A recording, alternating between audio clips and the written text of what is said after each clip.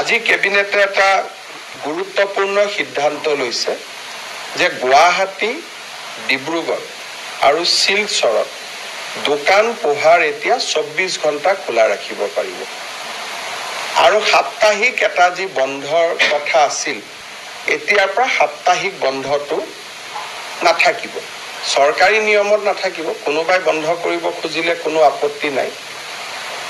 কিন্তু বাকী টাউনসমূহত, যাক এই গুৱাহাটী, ডিব্ৰুগড়, শিলচৰ মিউনিচিপালিটি কৰ্পৰেশ্যন, কিন্তু বাকী টাউনসমূহতো ৰাতি 2টা বজা পৰ্যন্ত দোকান পোহাৰ খোলা ৰাখিব পাৰিব। গ্ৰাম্যাঞ্চলত ৰাতি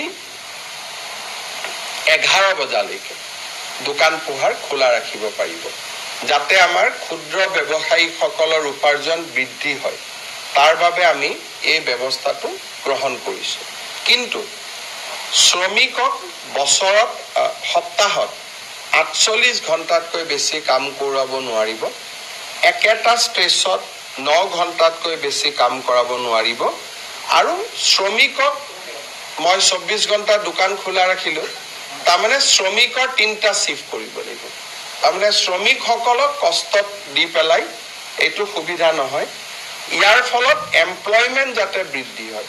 9 আৱাৰ্ছৰ কাৰণে যদি দোকানখনে 2টা এমপ্লয়ী ৰাখিছিল, এতিয়া 24 ঘণ্টাৰ কাৰণে তেওঁ 3টা শিফ্টত আৰু 4জন বেছিকৈ এমপ্লয়ী ল'ব, যাতে আমাৰ অসমত নিয়োগৰ সুবিধা হ'ব পাৰে, ব্যৱসায় বাণিজ্য ভাল হ'ব পাৰে বিহুৰ বতৰৰ আগত, পূজাৰ বতৰৰ আগত।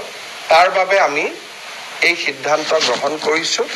আৰু মই ভাবোঁ যে এই সিদ্ধান্তই আমাৰ অসমৰ ব্যৱসায়ী মহলত যথেষ্ট সহায় কৰিব। আমাৰ অসমৰ কামৰূপ আৰু বঙাইগাঁও জিলাত 2খন PRF আছিল। PRF মানে প্ৰপ'জ ৰিজাৰ্ভ ফৰেষ্ট। এখনৰ নাম চৰাইবাহা, এখনৰ নাম খোৰাগাঁও। এই 2খনকে আমি ৰিজাৰ্ভ ফৰেষ্টলৈকে আজি কনভাৰ্ট কৰিছোঁ। তাৰ ফলত অসমত বনাঞ্চলৰ মাটিকালি বৃদ্ধি হ'ব। এই 2খন প্ৰপ'জ ৰিজাৰ্ভ ফৰেষ্ট হোৱাৰ বাবে আমাৰ ৰিজাৰ্ভ ফৰেষ্টৰ মাটিকালি 700 হেক্টৰ বৃদ্ধি পাব।